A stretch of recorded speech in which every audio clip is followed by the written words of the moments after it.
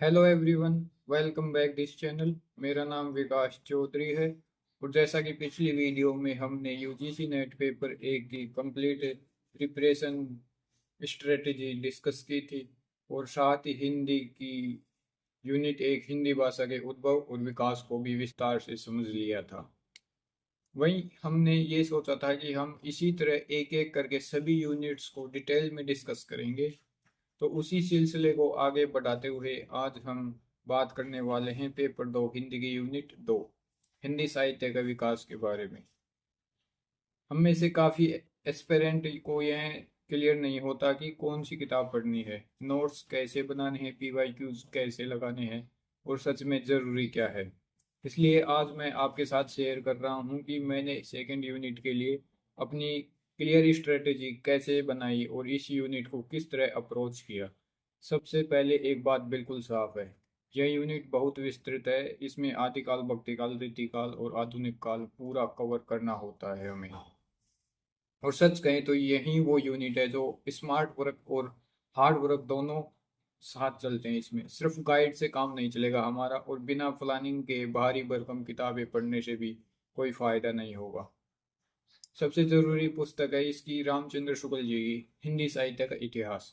यह किताब हमें पढ़नी ही पढ़नी है क्योंकि इसके कथन सीधे परीक्षा में पूछे जाते हैं। अगर हम पीवाईक्यूज उठाकर देखेंगे तो एक बात बिल्कुल क्लियर है, कई बार शुक्ल जी के विचार, उनकी टिप्पणियां, उनकी व्याख्याएं सीधे प्रश्नों में आई हुई है। इसलिए मैं इस किताब को लाइन बाय लाइन पढ़ूंगा और जो भी महत्वपूर्ण बिंदु होंगे उन्हें अपने नोट्स में शामिल करता जाऊंगा। यही तरीका हमें मजबूत बेस देगा। अब कई लोगों को इसकी भाषा कठिन लग सकती है। अगर किसी का बेस थोड़ा कमजोर है तो शुरुआत में हिंदी साहित्य का सरल इतिहास वो पुस्तक देखकर आधार बनाया जा सकता है। लेकिन अगर समय सीमित है हमारे पास तो सीधे मूल पुस्तक पर पकड़ बनाना बहुत ज़्यादा जरूरी रहेगा हमारा। अब इसका दूसरा सवाल है कि क्या सिर्फ शुक्ल जी काफ़ी है बेस के लिए? तो हाँ, लेकिन थोड़ा और लेवल बढ़ाने के लिए हम डॉक्टर नगेंद्र की किताब भी पढ़ने वाले हैं। ध्यान रहे, पूरी किताब नहीं पढ़नी, हमें सिर्फ उतना ही हिस्सा पढ़ना है जो सिलेबस में शामिल लेखकों से संबंधित है, ताकि कुछ अतिरिक्त और वैल्यू एड पॉइंट अपने नोट्स में जोड़ सके। यही सही रणनीति है। हर किताब को पूरी खत्म करने की जरूरत नहीं है, बस उसे सिलेबस के अकॉर्डिंग पढ़ना जरूरी है। आप चाहें तो बच्चन सिंह या राम स्वरूप चतुर्वेदी जैसे आलोचकों को भी इसी तरह सिलेबस के संदर्भ में उपयोग कर सकते हैं। अब बात करें नोट्स की, बस इस यूनिट के नोट्स सबसे विस्तृत होने वाले हैं हमारे।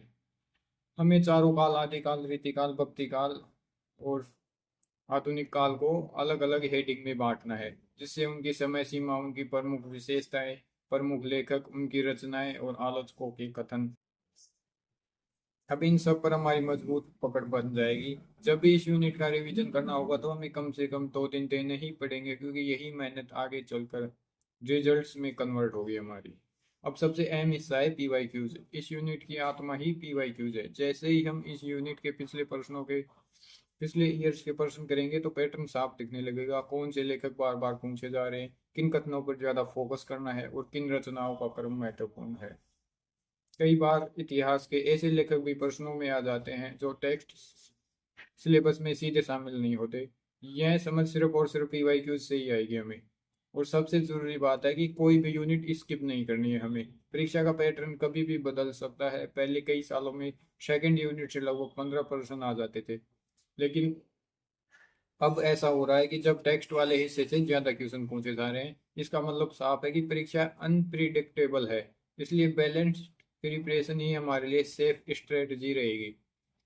अब कालों की तैयारी में हम आदिकाल में वीर गाथा साहित्य और उसकी विशेषताएं स्पष्ट रखने हैं। भक्ति काल में निर्गुण सगुण धारा, प्रमुख संत और भक्त कवि मजबूत रखने हैं। रीति काल में श्रृंगार, अलंकार और उनके रीति भेद को अच्छे से समझना है। आधुनिक काल में भारत हिंदू से लेकर द्विवेदी युग, छायावाद, प्रगतिवाद, प्रयोगवाद, नई कविता तक की पूरी प्रवृत्ति तैयार रखनी है हमें। इन सबको सिर्फ याद नहीं करना है, बल्कि यह समझना है कि एक काल से दूसरे काल में परिवर्तन क्यों आया, कैसे आया। तो दोस्तों, आज हमने यूनिट 2 हिंदी साहित्य का इतिहास की तैयारी पूरी स्ट्रेटेजी विस्तार में समझ ली है।